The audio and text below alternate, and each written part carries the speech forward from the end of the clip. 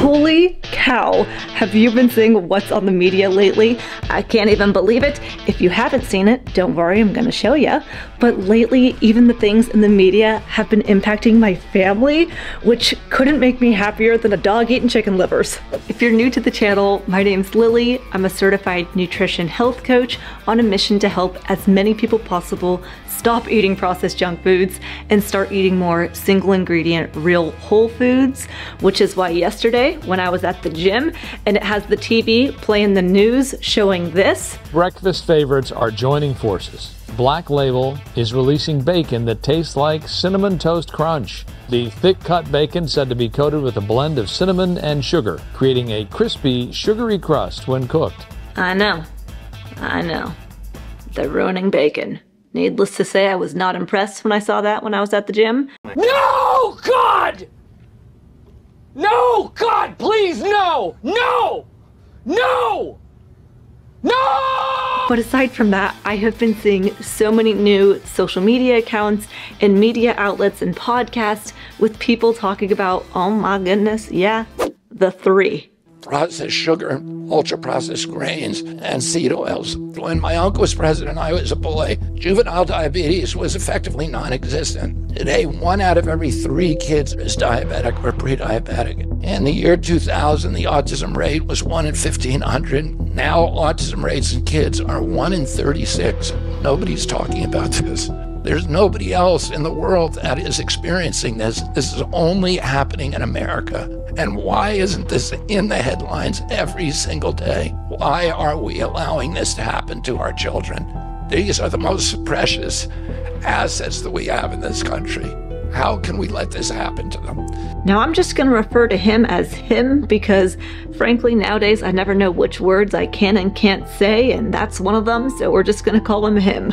And whether you agree with his politics or not, regardless, this is a nutrition channel, and for me to hear him say those things to the mainstream public, I was like, oh my goodness, did he just really say that? Cancer rates are skyrocketing in the young and the old. Young adult cancers are up to 79%. About 18% of American teens now have fatty liver disease. That's like 1 out of every 5. That disease, when I was a kid, only affected late-stage alcoholics who were elderly. 40% of teens have a mental health diagnosis. So what's causing this suffering?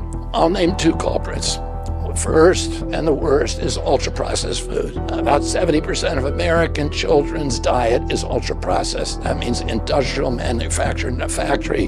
The second culprit is toxic chemicals in our food, our medicine, and our environment. Pesticides, food additives, pharmaceutical drugs, and toxic waste permeate every cell of our bodies. And nobody in power seemed to care or to even notice. For 19 years, I prayed every morning that God would put me in a position to end this calamity.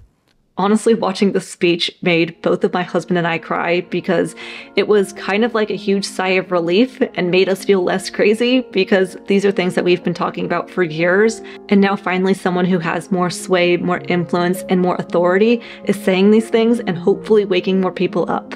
And I actually had a huge win and some really good news to share, but just to give some more context, I've been making a lot of carnivore content, animal-based content for the last few years here on YouTube, but back in October 2023, I had someone from my family reach out to me and call, hey Lillie, I'd like to lose weight and I'd like to become healthier, but I'm not going to eat a carnivore diet, so what else can I do to start becoming healthier? Now, I was so happy to get this call, but at the same time, it made me really wake up and see that there's a lot of people in the world who they're likely not going to eat a carnivore diet, nor do I think that they have to. So even though I eat a carnivore-ish diet, and yes, I'm gonna continue to make content about it, however, at the same time, I was just talking to that family member yesterday, and they were saying how nowadays you see blueberries are the best thing for you, no, blueberries are the devil, oh, peas are the healthiest thing for you, no, peas are so horrible for you, and it makes her so overwhelmed that she feels like no matter what she's reaching for,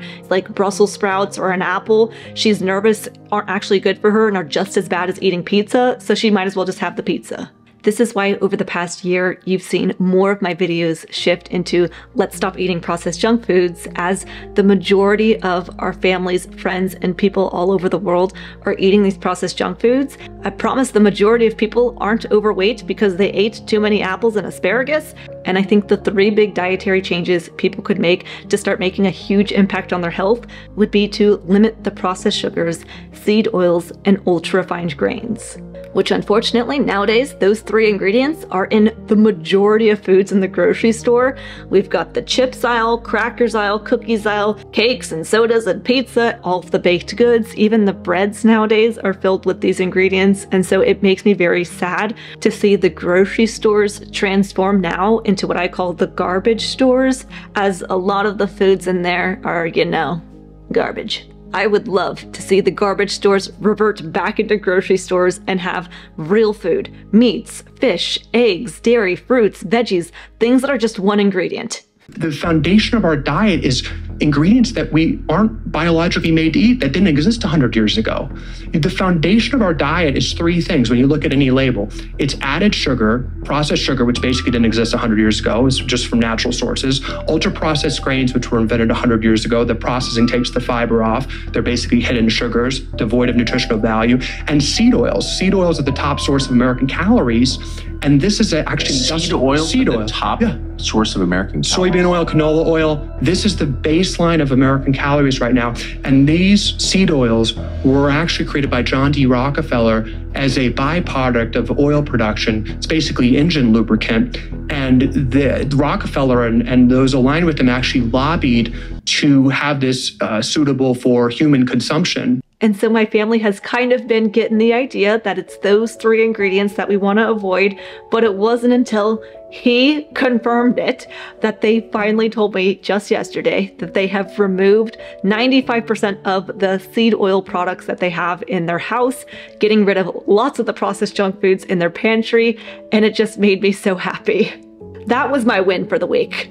Even though I've been seeing new processed junk food concoctions and fast food, different kind of crazy menus and things, overall I have been seeing a lot more social media content and posts and people talking about the big 3 that I think are naughty, and it's just been so exciting to see like a health revolution is taking place. The thing that is so imperative for people to understand is that the reasons we're having surgery, the reasons why we're getting sick, the reasons why kids are chronically ill, half of the kids in America are chronically ill, are all from preventable issues. If the pharmaceutical complex benefit from ill health, you will have the perpetuation of ill health. If they require you to eat food that's bad for you and take medicine that's bad for you, then you find that you have a kind of conveyor belt where we're sort of turned into larvae with parasitic tubes attached to us, one end being pumped full of sugar and seed oil, the other end being pumped full of needless pharmaceuticals. I've lived on pizza actually almost exclusively for many, many years. If you had said to me that 5 years ago, I'd be like, come on, there's nothing wrong with wheat thins, settle down. It does seem like just in the past, I don't know, year, less than, months even, that what you just said is resonating with people, even people like me, the pizza enthusiasts who have never thought about this at all. That seems like almost a movement in America, acknowledging that we're incredibly unhealthy, that unhealth is by design, and that an unhealthy nation can never really be free. Well, to me, I've been seeing a lot more people start to eat healthier because, hey, being healthy is being trendy nowadays. I've also been seeing more and more people wear red light face masks as they're realizing that the power of red light therapy on the face can help the skin produce more collagen that can help our skin stay more glowy, youthful. It can help with fine lines, wrinkles, acne, blemishes, sunspots, and overall the appearance of beautiful skin. Even my husband wears this red light face mask. So gentlemen, this is the new thing that the men are wearing nowadays as well to have nice skin. I got this face mask from a company called Bond Charge, and you can use the link in the video description to get 15% off the face mask, or you can use discount code Lillie to get 15% off of all of Bond Charge's products. Thank you, Bond Charge, for sponsoring today's video and making videos like these possible. When a child gets sick, or any American gets sick with a chronic condition, with diabetes, obesity, kidney disease, heart disease, whatever, they go on a lifetime medication. They go on the metformin, they go on the statin, they have lifetime treatments. So you keep racking up, but you don't die, you just suffer. You inevitably get infertility, depression. You start racking them up. So that's very good for the medical system to have these chronic conditions that need to be managed. Just from a pure economic standpoint, that's how the system's set up. Infertility is at peak rates. I mean, I don't know how this is not front page news. 26% of women have polycystic ovarian syndrome. Now, the thing that people need to understand is that all of these conditions are caused or driven by the exact same thing: our toxic food system and our toxic environment.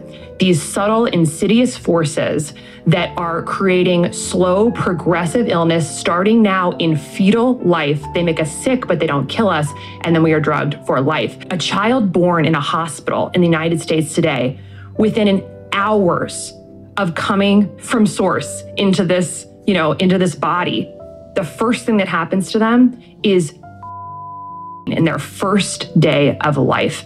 I would highly recommend watching the full interview of Cassie and Callie Means.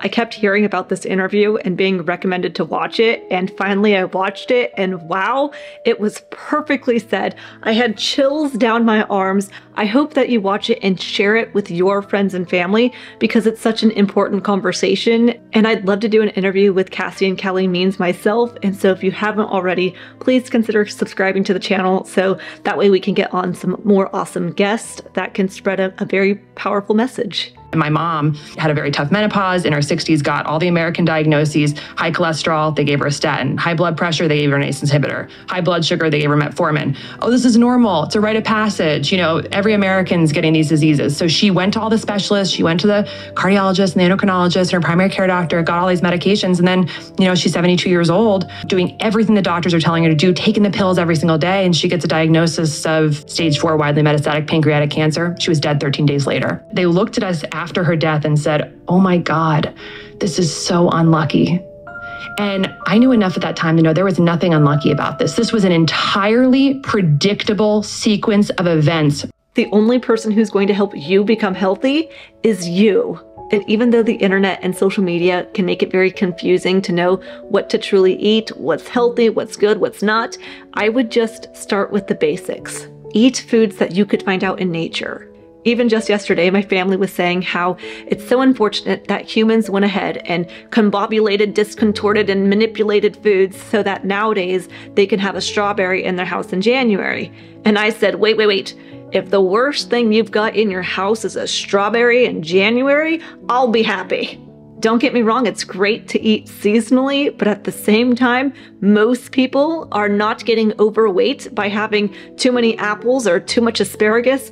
The majority of people are again struggling with the ultra-processed junk foods. And so I would just start right there. Eliminate those 3 ingredients: the processed sugars, seed oils, and ultra-refined grains, and then we can debate on whether or not peas are healthy or not. But right now, I would just focus on those real whole foods that you can find out in nature. If you'd like help creating a meal plan or starting your health journey, I do offer one-on-one coaching, and I'd love to help you start reclaiming your health, getting your life back. And so there's a link in the video description to my coaching rates and services. Otherwise, I hope you guys have a happy day, a delicious day, a nutritious day, and I'll see you in the next one.